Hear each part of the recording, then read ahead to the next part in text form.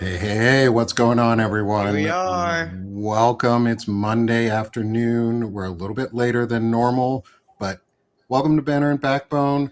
I'm Nick Perro. I've got my good friend and colleague Shane Yurick of the Firebrand Project, Banner and Backbone, all of the things. And we're back for episode 19 of 19, Palantalk. dude. Almost to the big 19. 20. How Just about that? think about that. Our first episode in the new year is going to be episode 20. That's Um, pretty that's we pretty start damn on an good. even number. We're going to start off right. Hey, what's going on, everyone in the chat? Morning, Cheech. Kathy, Mary, Cheech, Heidi, Ludmilla. It's good to see you. Kim, welcome. I'm glad I got your son with us. And we're going to be welcoming on a special guest here soon. Yes, we are. We're very excited.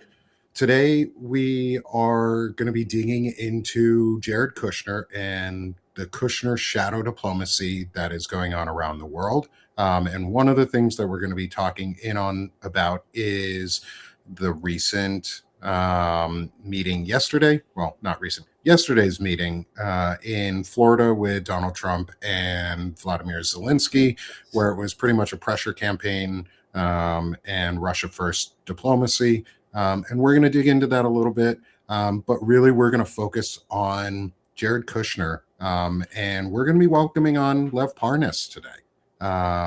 He's going to be joining us here in a few minutes. He's getting his phone charged up, making sure everything's all good. But we're going to be having an incredible discussion today around all of the things that are going on from around the world, that a lot of it is backed by Jared Kushner and his influence and his little greedy little fingerprints everywhere. And how Ivanka and Jared never really disappeared. They just went silent so that people wouldn't pay attention to them. And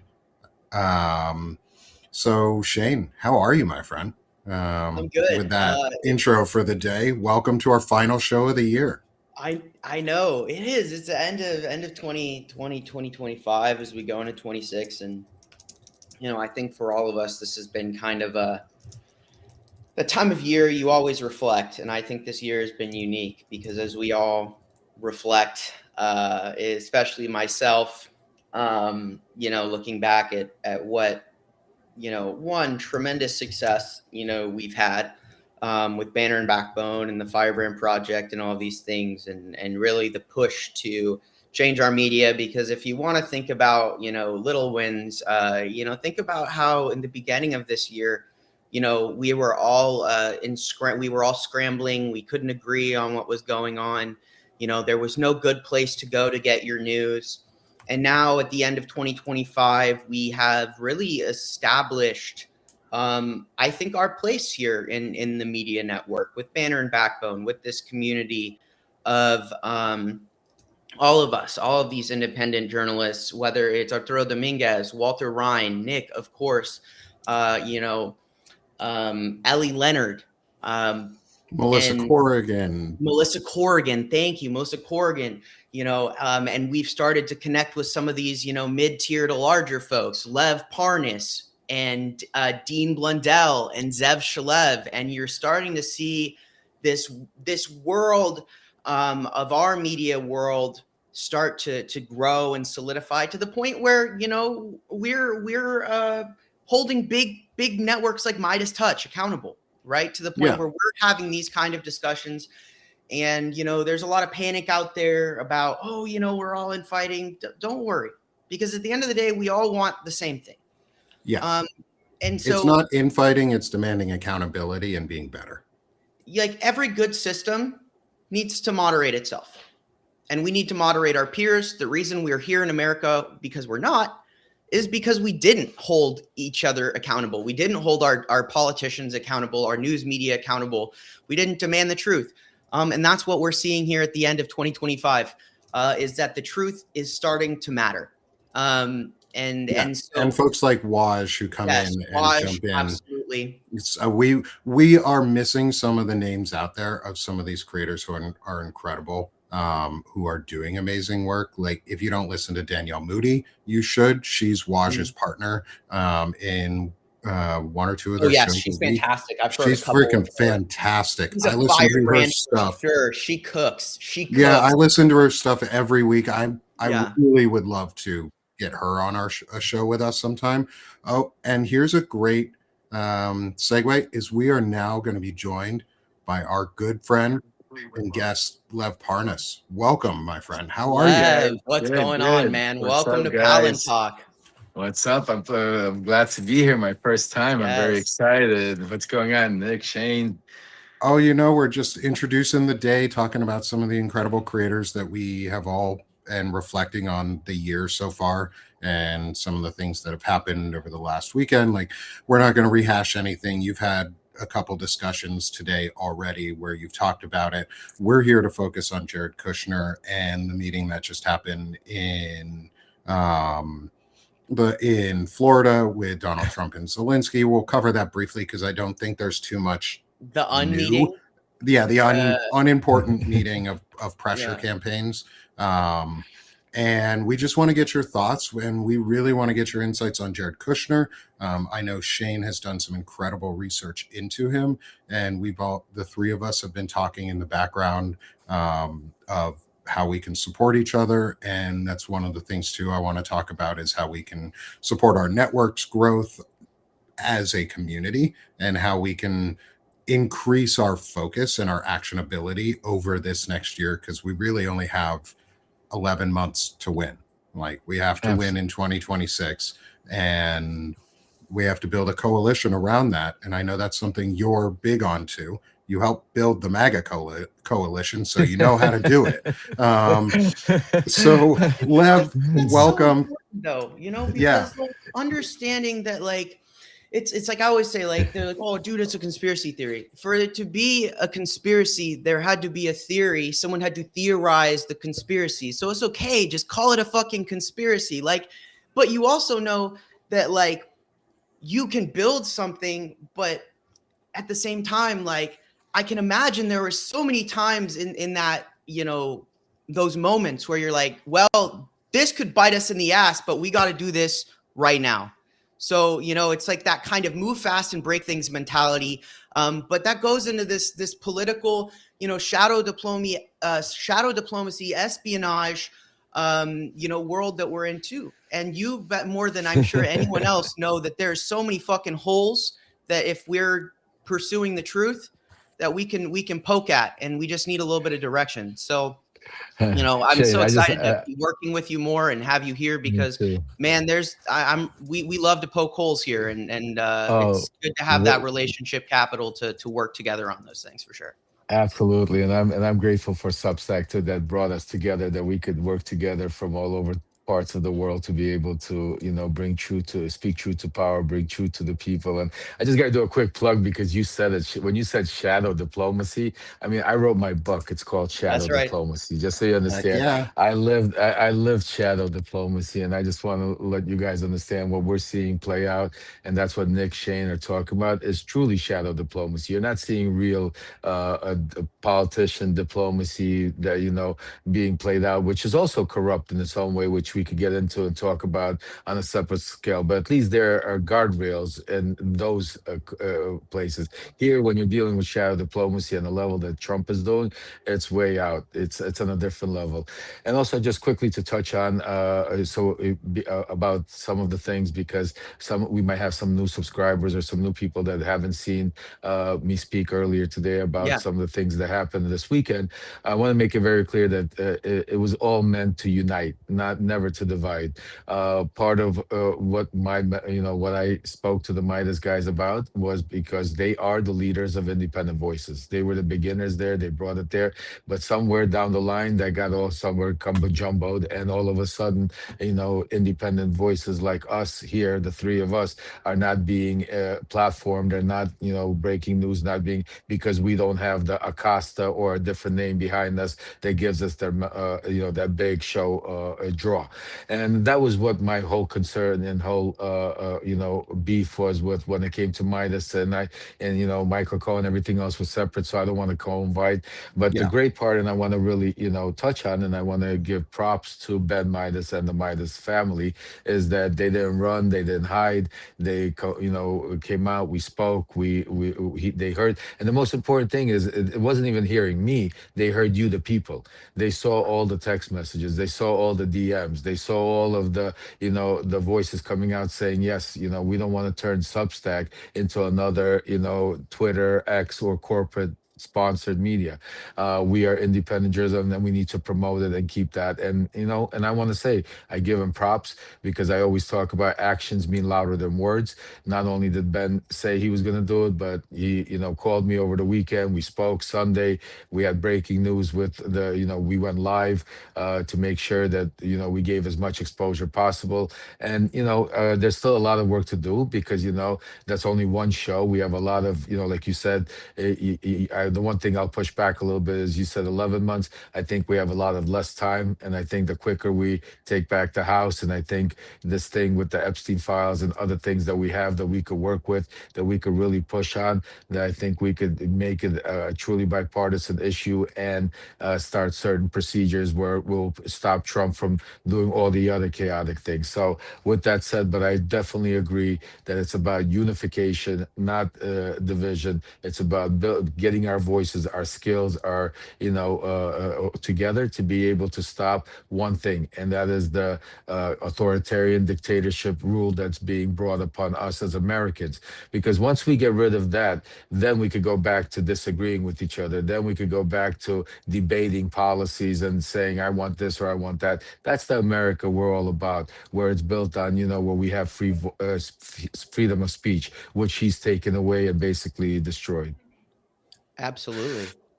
And I think that, what you put really well, and to kind of, I think, heap my agreement on with you, and the most important thing is that you saw, that conversation with Ben, I think, and all these things. You saw progress, you saw an action, and what's most important, there's the words and there's the action. So my hope is to see that relationship, and that they continue to conduct themselves in that manner, Yep. that is productive, and sharing the truth. They'll continue to do so. And I think, at this point, the people will choose where they want their truth. If that's Midas, that's Midas. But I think the visibility and all of that is there, and I think that people kind of are more aware of the differences, and where they choose to go, and there's no Absolutely. point in fostering division anymore. We are coming into 2026. I think everyone knows where everyone stands, what our expectations are in terms of integrity, and we have work to do. We've got work to do. That Let's that's focus right. on the work. That's right. And 100%.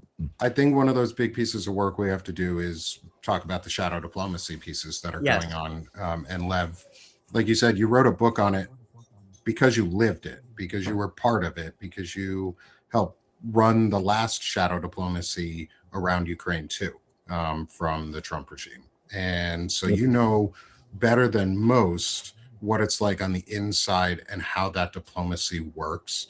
Um, can you talk about because this we're going to focus this a lot on Jared Kushner, like we've talked about. For anyone in the audience, this is Yep. mostly the rest of this conversation is going to be a lot of focus into Jared Kushner, Steve Witkoff, the shadow diplomacy segments, and what is going on. And I want, Lev, can you give a bit of a primer on like what shadow diplomacy is and what it Yep. means to the Trump regime and how they use it?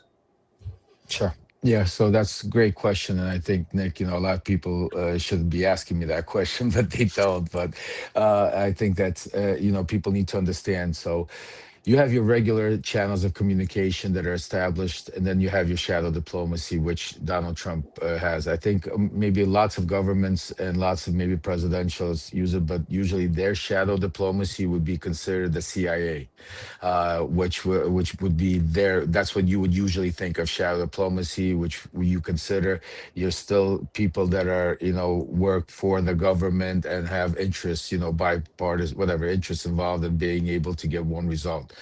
With Donald Trump, is shadow diplomacy is different because with him, his interests come first, and because of that, especially in his first administration, he did not have all of the pieces of the puzzle in place, all of the, his loyalists that were put into all of these positions where they would do the things he needed to do.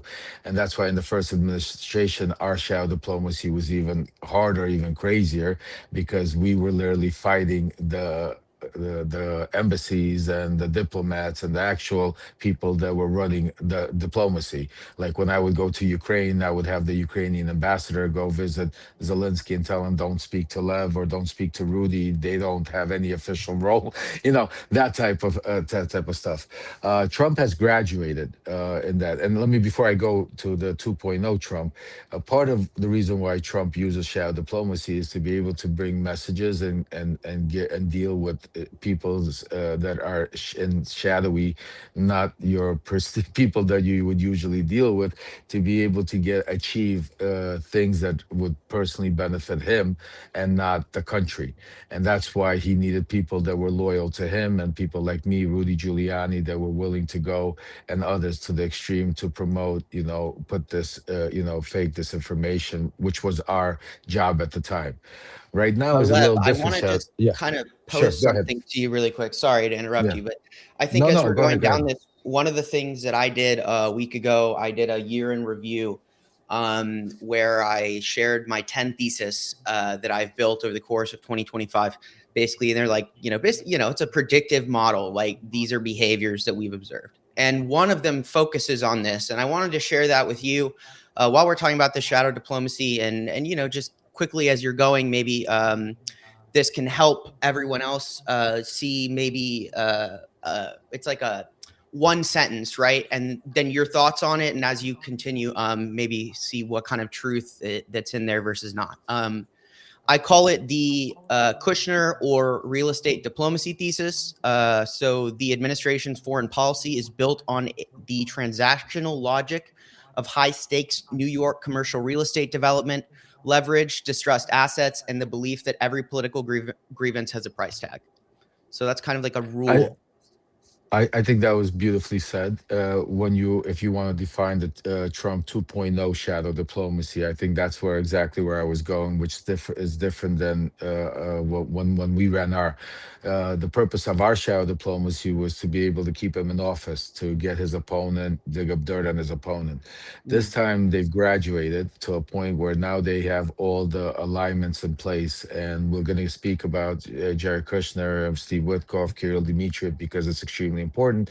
This is something I think maybe since I've joined Substack, my probably first, second, or third letter was directly exposing this axis of going back to 2017, going back to MBS, Saudi Arabia with the wealth funds and all of the interactions of when this really started going, and also digging into Kirill Dmitriev's real education here in the United States. The guy's really from Kiev, Ukraine. I mean, there's a lot that goes yeah. back and interaction between these people. So yeah, so I agree with you 100%. Back then it was like I said, getting into office, staying in power. Now it's about taking over power, control, finances, and that's where Kushner is involved. And I think you said it well, because in the first administration in 2017, when Kushner met with Kirill Dmitriev for the first time in Saudi Arabia, when MBS made that meeting, Witkoff was with him. A lot of people don't never heard Witkoff's name until this administration, but Witkoff was already doing business with the Chinese and people that were actually the same Chinese that were supposed to be linked to the Bidens folks. It doesn't even get crazier. But No. but that's a separate conversation. But Witkoff then also after that became very close to Lem Blavatnik. Lem Blavatnik is an individual, very interesting individual, because if you look at his history, and I wrote about him, he's a Russian American. He's now an American, but he's an oligarch. He made his wealth and comes from the 90s.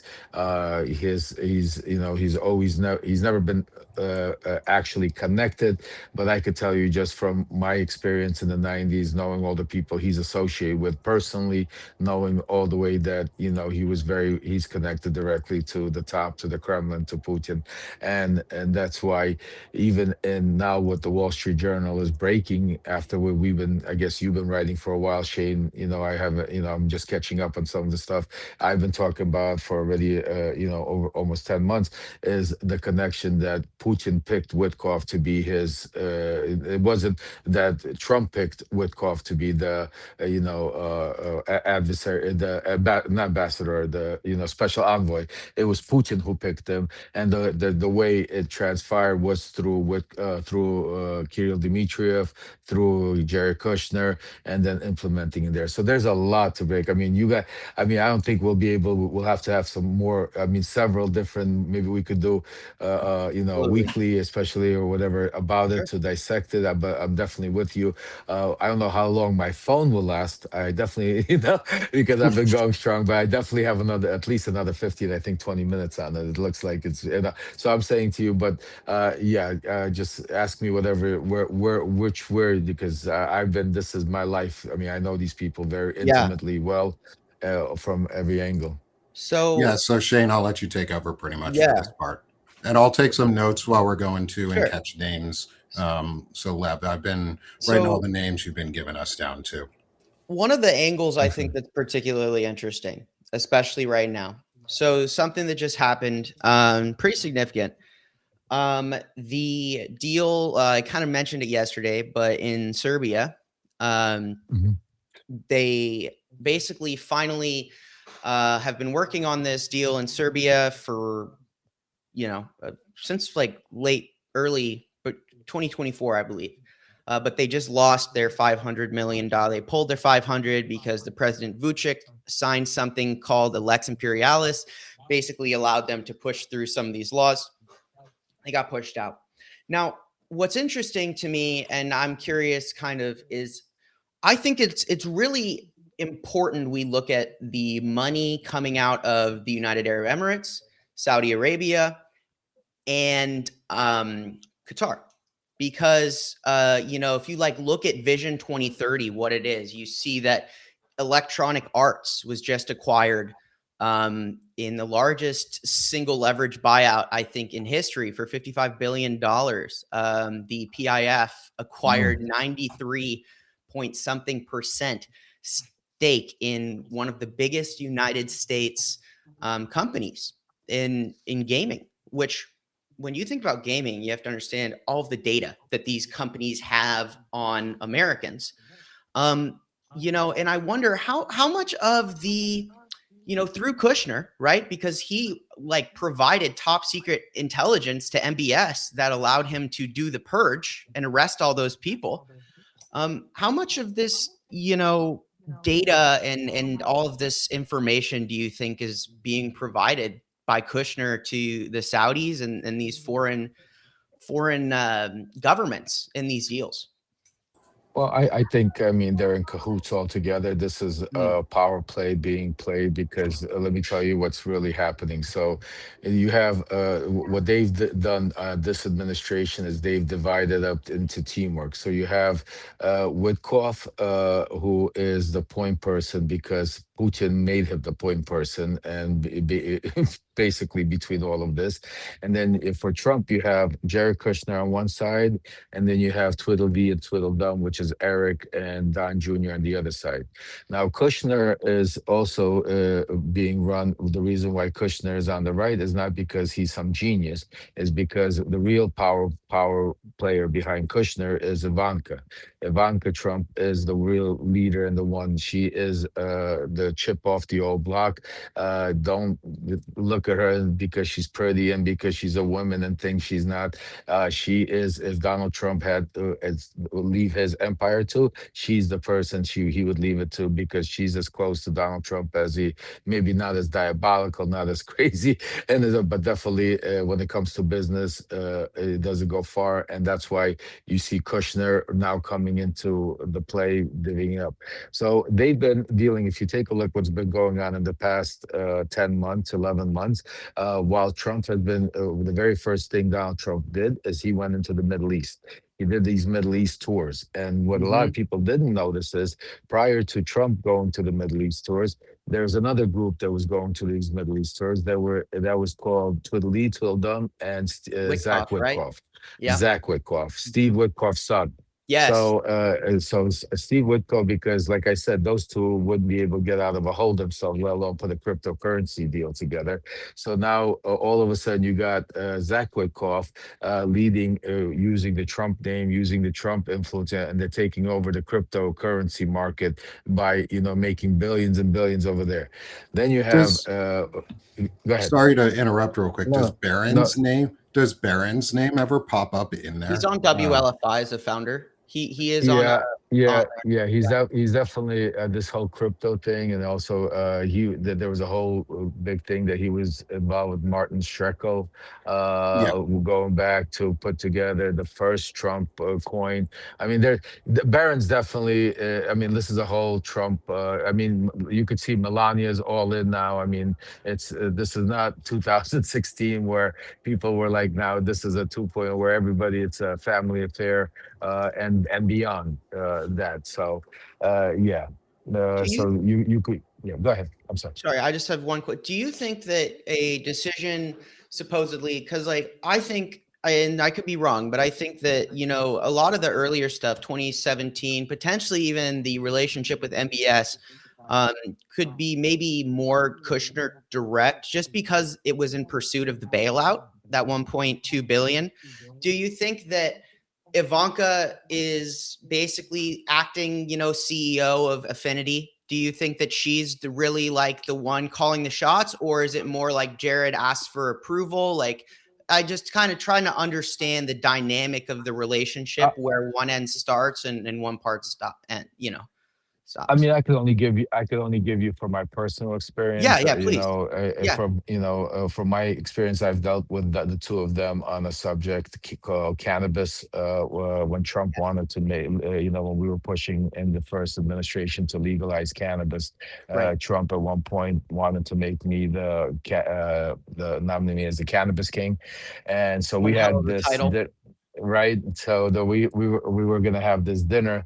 We had this dinner actually where I had 8 or 9 of the top cannabis CEOs across the country. And then Trump wanted Jared and Ivanka to take the lead on it with me too. So we had a dinner, and I could tell you that was the only time I interacted with them in a business to see how they interact, because all of the other times was more out there when drinks, socializing. But you could really see who wore the pants in the family and who was in control. It was definitely Ivanka. Even from her first step by picking up a glass of wine, saying my dad wouldn't like me doing this, but and having a glass of wine. Wow. So so Ivanka definitely wears the pants in that family. Okay.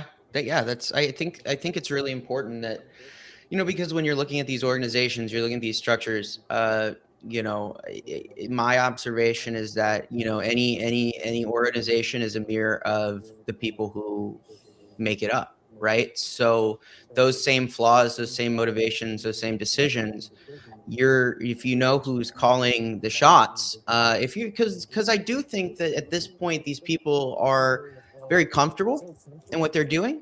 And if you could, basically catch them in the act in a way that is publicized, I think it's possible, but it just takes a lot of like predict it, right? You'll have to be, in the right, like, because you can obviously tell there's a lot of steps that go into building a $1.4 billion hotel on, this protected land in a foreign country, right? So Right.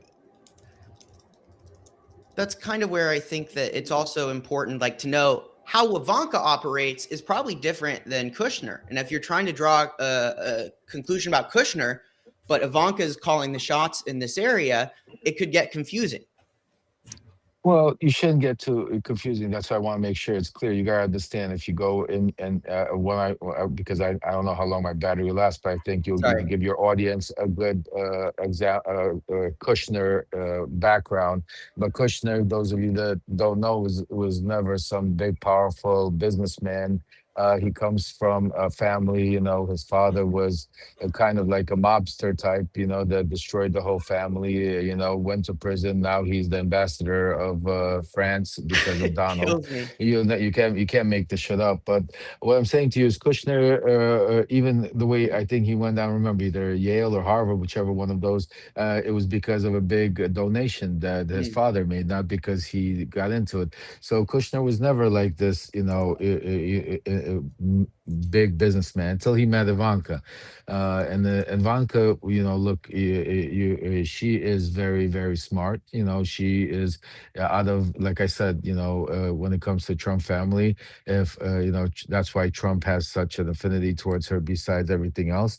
But once she took the mother approach, and she became a mother, and she kind of took the back end approach, and now you have Jared in the front running. But at the end of the day, it's still Trump's agenda, and it's still his daughter, and it's still behind the scenes that's going on. Yeah.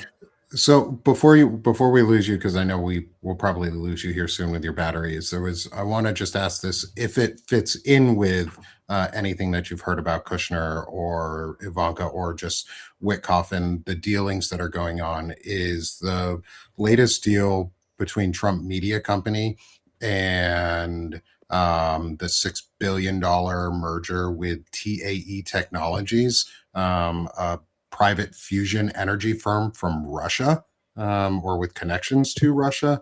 And they are looking to potentially, like, the long-term potentials of something like that is fusion energy in the US for AI data centers, and for powering a grid, but it's through Russian companies and Russian backed interests.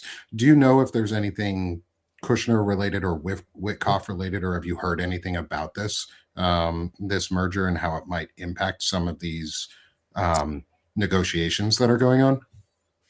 And I use Funny with that. negotiations loosely. Right. No, I understand. So I'll tell you this. I don't know exactly about and I apologize if you hear in the background, I guess, the things to me in my lawn also. This It's is all what good. life subtext all about. But I want I want to make clear that I don't know about that in particular deal you're talking about, but I will tell you this much, that one of the big plays and that's why Kushner and Witkoff are involved right now with Russian and sorry, because part of Putin's play, part of Kirill Dmitriev's play, to get Russia back into the world, into get their oligarchy, get their money back into the world play, because their economy is going to shit. And that's what they've been working on. So it wouldn't surprise me. And actually, not only would bless you, Shane. Not Thank you. only we say furniture. Not only would surprise me, but I'll even go a step further to tell you that I think you're going to see a lot more, especially coming up in the new year. You're going to see a lot more push of oligarchy money coming into the United States under the pretense of, just like Trump did with the Qataris and the Middle East, like giving them a base in Idaho. I mean, you can't make this shit up, folks. I mean, I don't know how to say that, but it's going to be I keep saying that, but that's going to be the same. The next round is going to be with the Russian oligarchy, with Russian money, saying, oh, look how many billions they're investing into America. Meanwhile, what Trump is really doing is selling America out Yep. piece by piece, and that's why you saw such a real divide in Mega and Marjorie Taylor Greene, because they're finally starting to see the Trump lie to them, and that he's not America first, he's Trump Right. first, foreigner. And so that's why in my mission, what I'm going to go out there to do, and with the help of independent journalists like yourselves, they're going to be by my side helping me, is we're going to go out and expose all of this to that 30% of that group of far right, white supremacists, whatever you want to call them, American First group that will never vote for Democrats. But the one thing we can do is we can get him back like a bear into hibernation by showing him that Trump lied to them and getting back to that. Yep. Yep. The truth is a potent weapon, you know, and it's like the thing I always like is like there's so much pain any person can tolerate before they're going to start looking around and trying to understand why it's happening to them.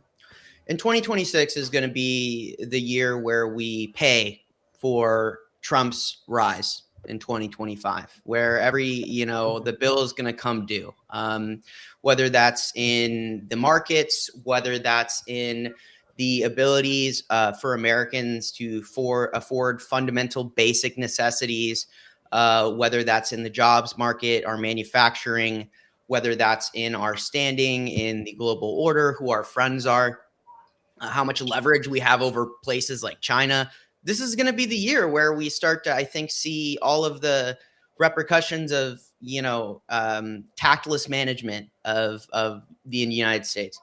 So I think that, people are going to start looking for truth soon. And we, like you said, Lev, we got to make sure we're ready for them when they look around. We don't want to give them a political answer. I just want to tell you what's fucking happening. You just want to tell them what's happening. Like that's what's most important is, a political lens, a Democrat or Republican lens.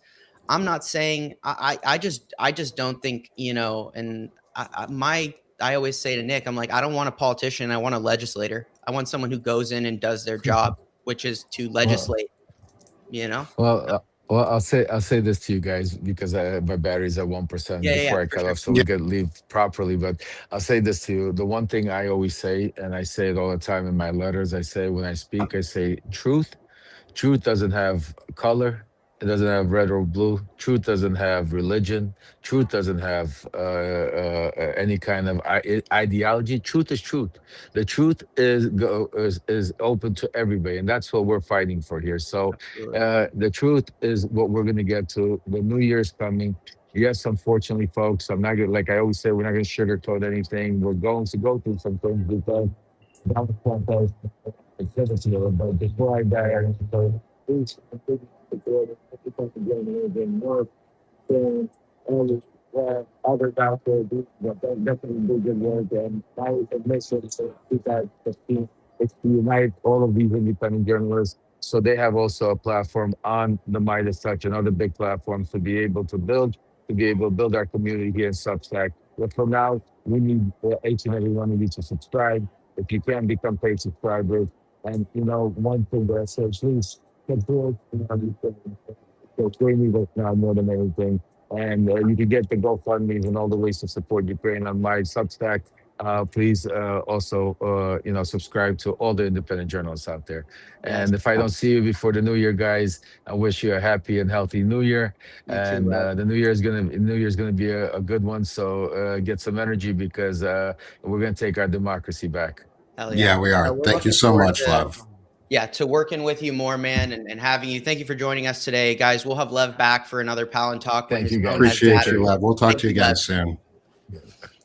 And for everyone else who's still with us in our audience as Lev drops out, is we're not going anywhere yet. No. It will be a slightly shorter episode today. I won't be able to stick around for Space Talk today. I've got some stuff that I've got to take care of outside of Substack world for family things, good stuff. We're providing you Lev as compensation for the absence of Space Talk. Yeah, we got so Lev Talk next today, week. not Space Talk. Yes, you'll get your Space Talk next week for sure.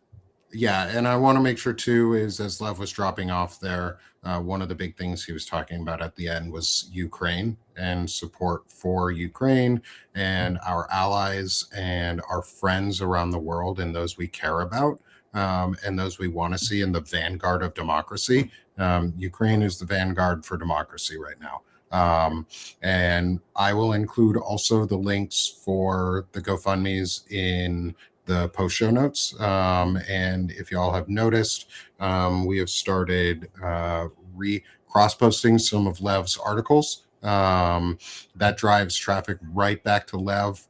So when you look at it, yeah, it might land on our page with like a little quote at the top saying why we reposted it or restacked it or cross posted it. But we're going to be putting out as much information on Ukraine as we can to support our friends and our allies, because shit like what Jared Kushner is doing in Ukraine and around the world is causing these events. Like the meeting yesterday, and we didn't really get into it too much with Lev around the meeting in Florida, which is okay because it was kind of a nothing burger of a meeting. We knew exactly what was going to happen. Lev pretty much told us before the meeting what was going to happen, and that's what it turned out to be. Is it's just going to be a pressure campaign on Zelensky. Zelensky's going to come in and say, here's a couple points that I kind of agree to, and then in the background nothing's going to change. So how do you see from your investigation into Kushner, Shane, how do you see Kushner's fingers in this, or do you see him at all in this arena right now around Ukraine specifically and the secessions and this Russia first policy? I think if my perception, my understanding is wherever Kushner is, you should look for business/money movement. Why is Kushner there? My reasoning is pretty simple. Kushner's job is to find a way to facilitate the movement of either American money or Russian money to gain access to key Ukrainian resources in Ukraine. And the situation in the Donbass happens to contain a lot of Ukraine's most important resources. So in April, the United States signed a rare earths mineral deal for access to the I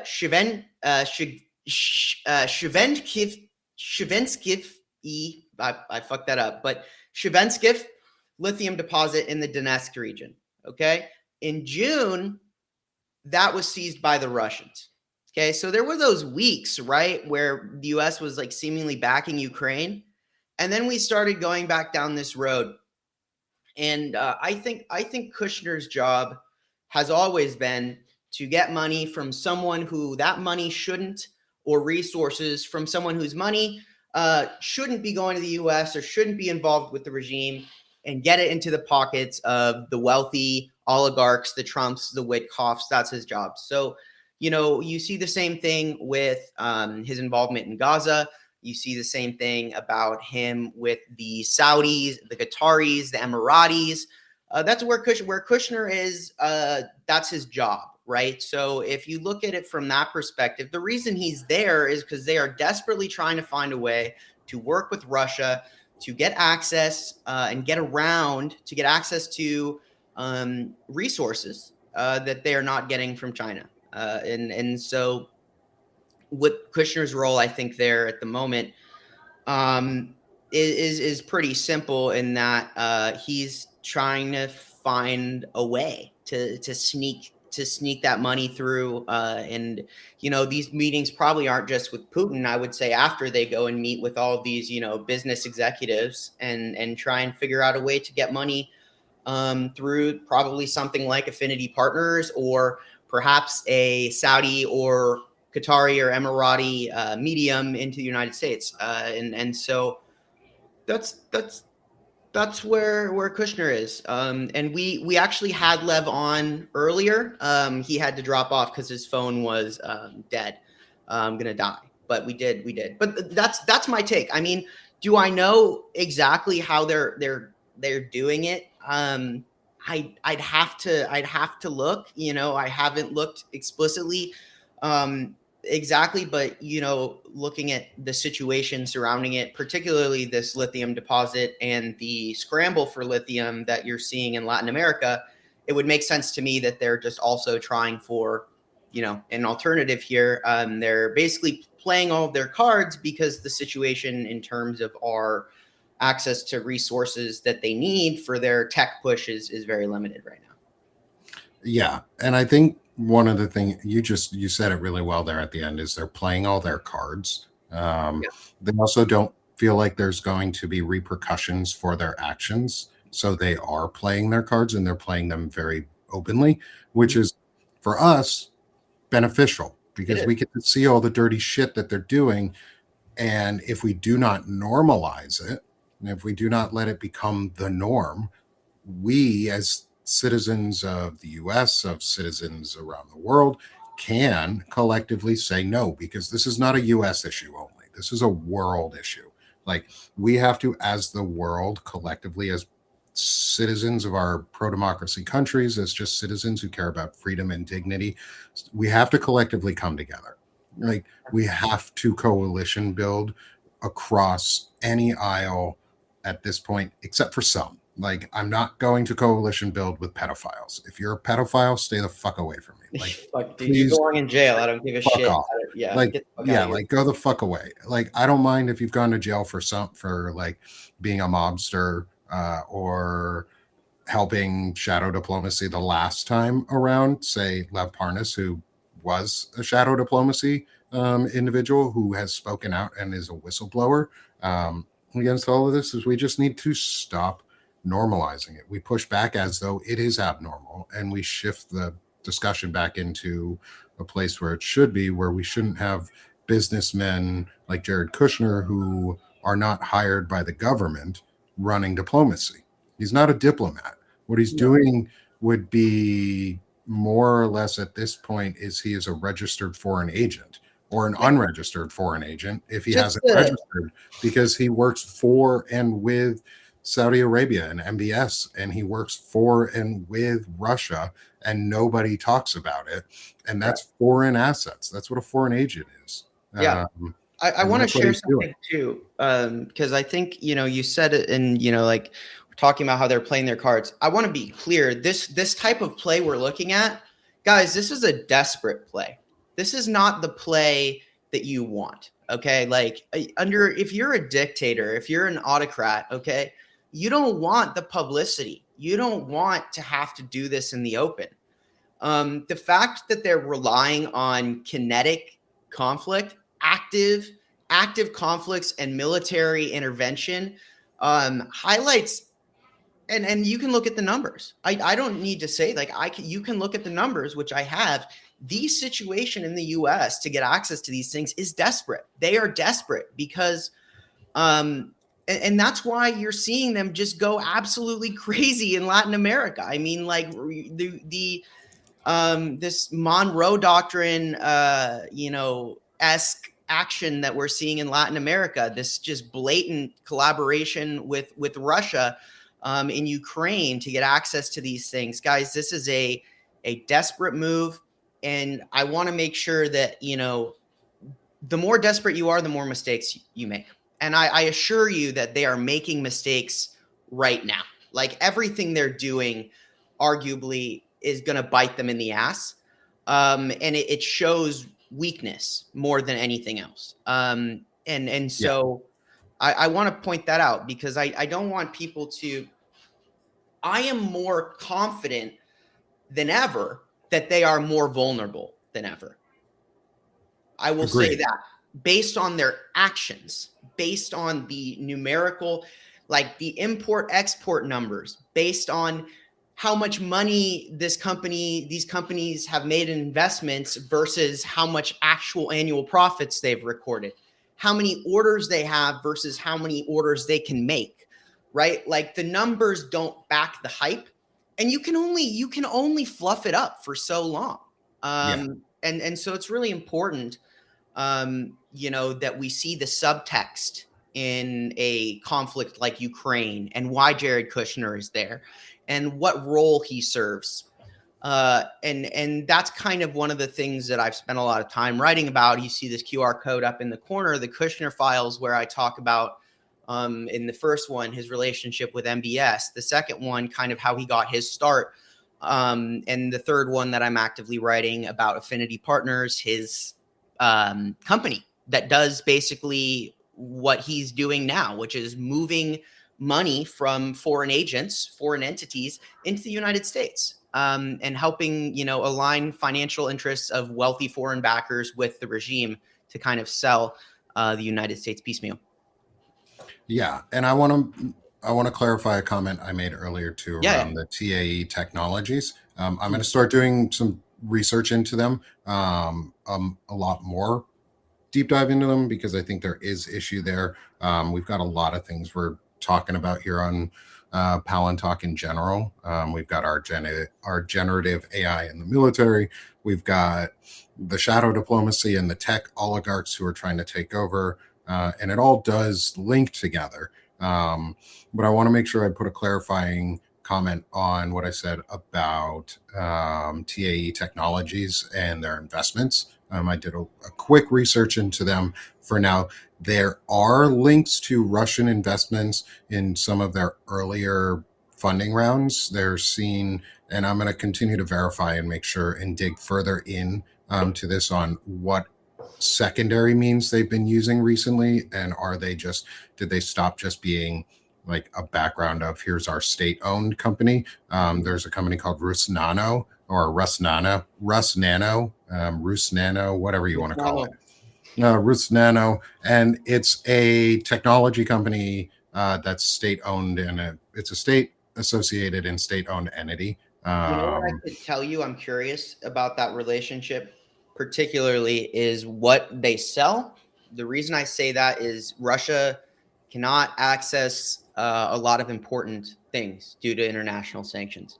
Yeah, The interesting idea of it being a tech company, and then you have a relationship between them, potentially is you have a means for these critical things that they have a shortage of, particularly refineries and yes, energy infrastructure that they cannot fix because of sanctions on these companies going into Russia. I'd be curious to see, particularly when you're looking, I would encourage you to look into what they're selling, and not just what the documentation is like on paper, but what the transactional relationship looks like.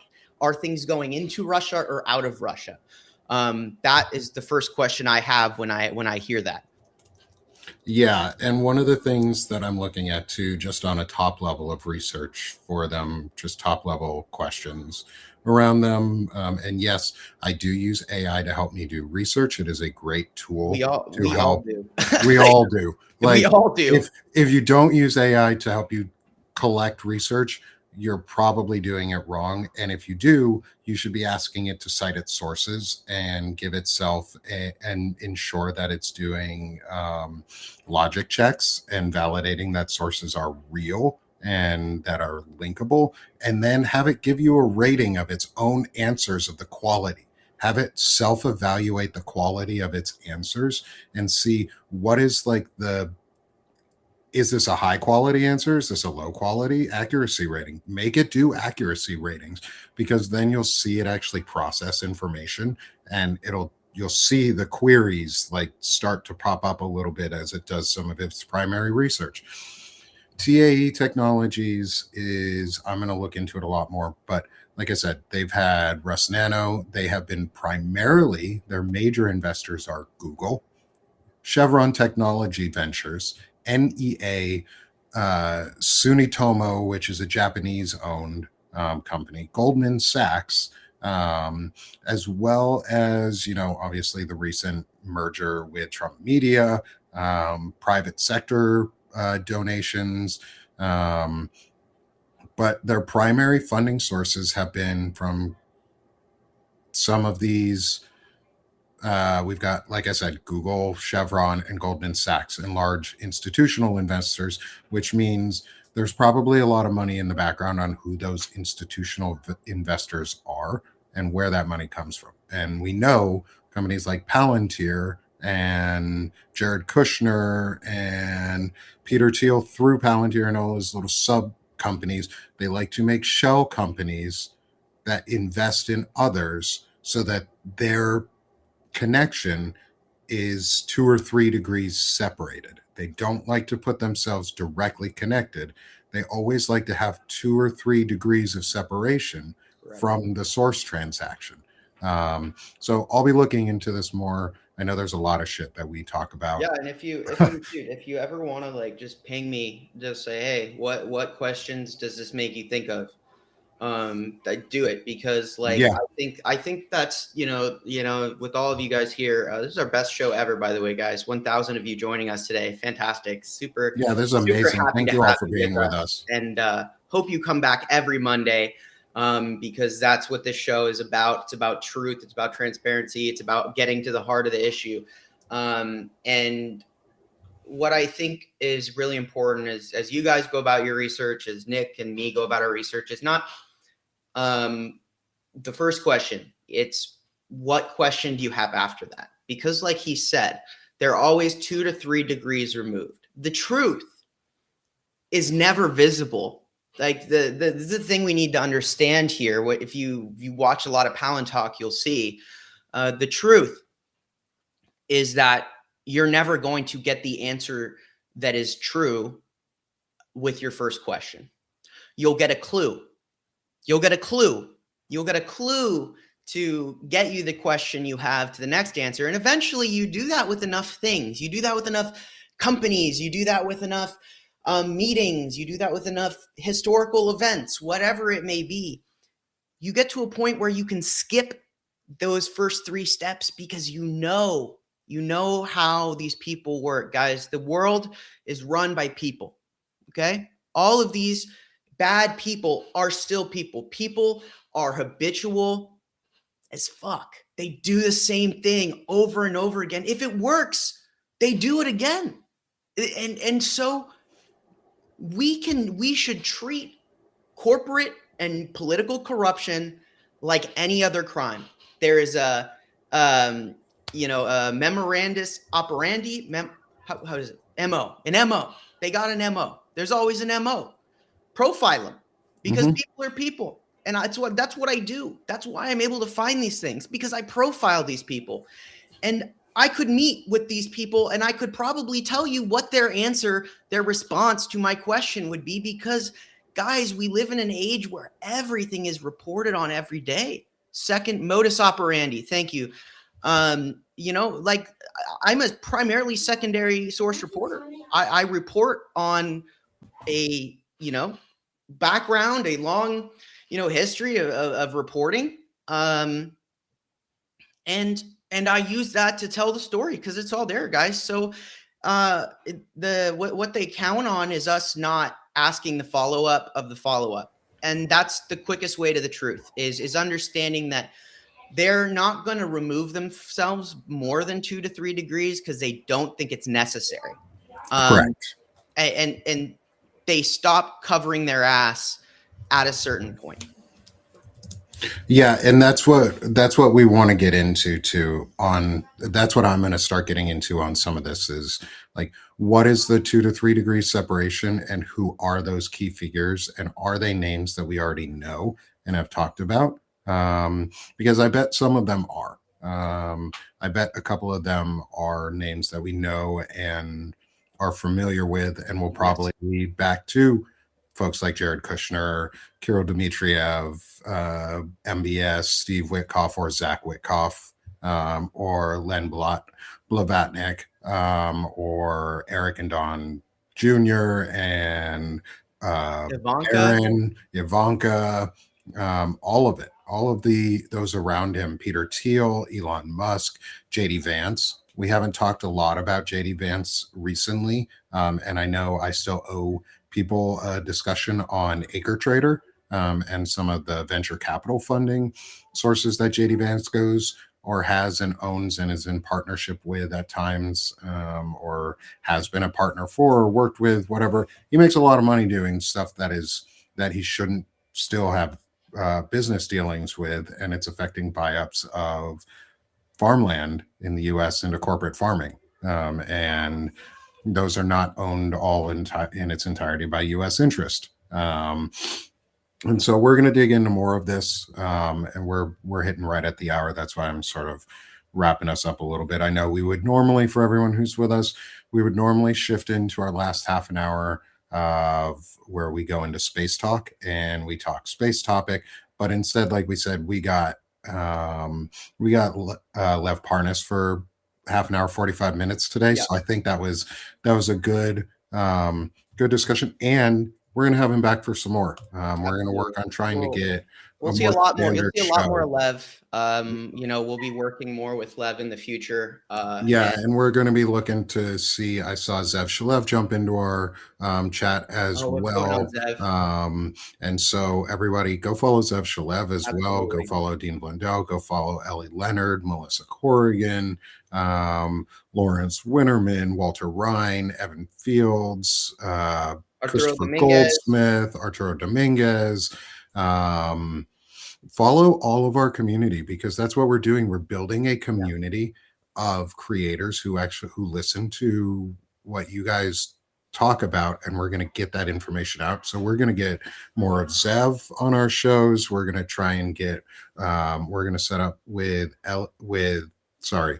Dana Dubois. Yeah, Jessica, thank you for throwing Dana in there too. She's freaking incredible. All my friends at Sick of the Ship Publications, like Stephanie Wilson and Beth Cruz and like, we have an incredible community that we're building up around us, and it's important that we work with each other and support each other. Wajahat Ali, Qasim Rashid, like folks like that who are true truth tellers and who are putting information out, and we're working with the community. And I talked about Danielle Moody earlier. She's fucking badass, by the way. If you're not following Danielle Moody, like, you're wrong.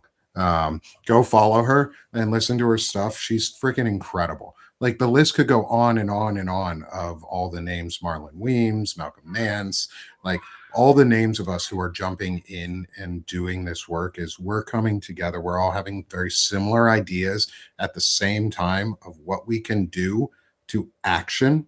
And one of those is not only stepping up our work here with additional shows and additional information and content that gets out with Shane and Lev, me, Shane and Lev, others with Lev, Zev coming on, and Ellie, and like voices like that, is continuing to increase our efforts on places like supporting Ukraine, and ensuring that we have the GoFundMe links for direct donations to Ukraine, through, rather than having to pay for a subscription, go donate to Ukraine. Like, that's just as fine. Like, go donate to Ukraine and support, or donate to Feeding America and support Americans. But what we want to do is be able to do that and get that message out there. And we're not a status quo group.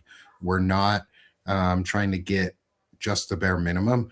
We're going to use this chance too to increase our collaborations with folks like Sherrod Sweeney and Gavin Favor at Centered America, because the work that they're doing is fucking important. They're working alongside and supporting Indivisible, and they're learning from one of the Indivisible groups, and we're going to be working with them to get playbooks and information out so people know how legislation actually works and how we can actually get real legislation in that people want and people desire, that don't suck, and we can get our goals accomplished during these next months too, and we don't have to wait. So we're trying to build an incredible community of subscribers, of followers, of creators. The list goes on and on. I see all these names coming into our chat of other incredible creators who are just out there, like, so many. We could do an episode probably just sitting here just saying names of creators who are incredible and what they've done. And everybody would be like, yeah, that's an amazing episode. Thanks for telling us. We may do that at one point, but not today. But what we are going to do is we're going to close out our show for today. Your weirdo friend. Weirdo is freaking awesome. Yeah, Weirdo's so cool. Great. We're gonna shift over to how people can support us now, and including Lev. Don't worry, Lev's QR code's gonna come up here next. Is support everyone at Banner and Backbone here at the network. Yeah. I'm building this tool as a collaborative platform and a space so that we can unify these efforts and have more than just the Midas touch, and more than Lincoln Square, and more than Find Out, and all of the other good top level podcasts that are above us, the Contrarians, those groups, the people who are already out there. We're something new. I'm not trying to build a newsroom. I'm trying to build a collaborative space where we can have the tools we need that we own and that we manage, such as deep research tools. Shane and I are talking about how do we set up and build our own deep research tools, and how do we build and manage tools that actually give us truth and send out information that's useful to people, and don't sugarcoat it, because that's not what we're about here. We want to give you truthful information, actionable content, and your ability to engage in civics again and re-engage your patriotic duties. So come support Banner and Backbone, free or paid. Either way, does not matter. Free or paid. Paid helps us get onto those bestseller charts on Substack. That's great. But free helps us get the word out. Like, help us get the word out and be part of our community. And then next, he doesn't really need selling himself, but like, we're going to sell him anyways, is come join Lev at Lev Remembers, scan his QR code, become a free or paid subscriber, get all of the updates from Lev. He puts out shit all the fucking time. He is right a lot. Like, the amount of times this dude has been right is through the fucking roof. That's scary. Like, he shouldn't be right, but he is. He's right on so much stuff. Go follow and support his work so that he can continue getting this information out there, so that we can continue building this system. It sounds like Lev has some incredible ideas for what's coming up this year, and it sounds like Shane and I are going to be a part of the efforts there to get all of this done alongside our friends like Ellie and Zev and Dean and Melissa and everyone else that we've listed. So come support Lev, come support his work, and help us get the word out on Ukraine. Help him get the word out on all the inside scoops. Yeah, Lev bats 1,000 every single time. Like, it's hard to do that. And this man is consistently giving us good information, and he's being truthful. He's learning. He's growing as a creator and as a person, and you can see it. And he's fun to watch because he gives out good information. So, and he gets great. He's had some really good people on for interviews and discussions, especially like this morning, the lawyer he had on for the Epstein survivors. Incredibly important interview. Go watch it if you haven't already. So support Lev. And then my boy, Shane Urich. Shane, I don't need to sell you, but I always do, is you're freaking awesome, dude. Like, if nobody knows Shane yet, you're wrong. Again, at this point, like, Shane is so important. He's doing so much investigative work behind the scenes, and he's putting together so many questions and asking the right ones and digging information out that's going to help end this regime. So come support Shane. He's doing a freaking fantastic job. He's also a young dude who's just here and doing the right thing, and is taking his civic responsibility and civic duty seriously. He's also a good friend. So come support my buddy Shane Urich. Shane, sell yourself, dude. Yeah, man. Thanks, Nick. And you're gonna have to let me sell you next, because fair is fair. I'll try. But guys, my goal has always been truth, transparency, to change the national dialogue through helping build a firebrand, the Firebrand Project. What is that? What's a firebrand? A firebrand is someone who speaks out against what's wrong, who speaks out and fights when change is needed, and you hold the torch to the truth and you force people to see it, guys. That's what the Firebrand Project's about. It's not my picture up there. It's not about me. I'm the first step in a chain. The 5,300 of you guys who are firebrands, you guys are the next step. You guys are the torch bearers. And I, I'm asking you to come support me at the Firebrand Project. Bring your firebrand spirit. Get yourself armed with the truth, and get out there. And our tagline is forging dialogue and burning bright. So every day, guys, I do a news report, and it's going to come up here actually in about an hour and a half. It's 2 p.m. PST, 5 EST, 4 CST. Come join me. I talk about what's going on in the world.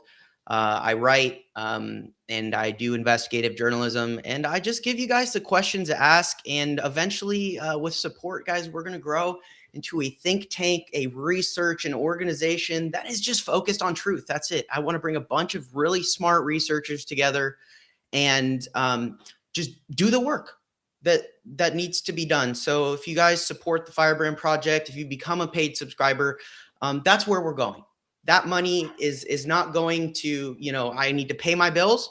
And after that, I'm building the think tank. So, that's what you're supporting at the Firebrand Project. That's what we do. And I really hope that you guys come and hang out with me today during my live stream here in a little bit as well. But yeah, I hope you come free, paid, all help. And I'm grateful for all you guys for joining us today. Thanks, man. And then finally, I'll let you talk first, Shane, on this one. Thank you. Since I do, guys, Nick Perro, he's been one of my friends. This is our 19th episode. And I remember when we were both down in our measly, 2000 subscriber days, right? Where, we were just getting started. And Christina, who's here with us today, actually, thank you, Christina. She messaged me and said, you should talk to this guy, Nick. And we did. We had our first live stream, and we both love to talk. We don't like to shut up. We interrupt each other, and it doesn't bother us, and he's a great, he's a poet, he's a musician, and he's a man who fucking cares about America, about, the Constitution, what's right, what's wrong.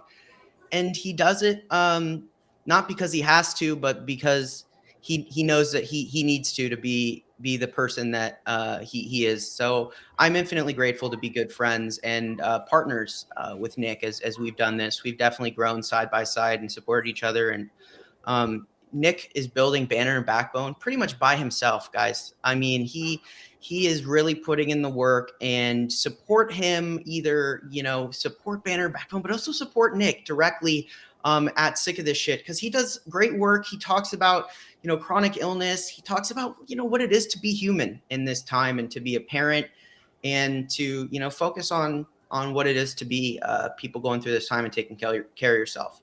So guys, go support Nick.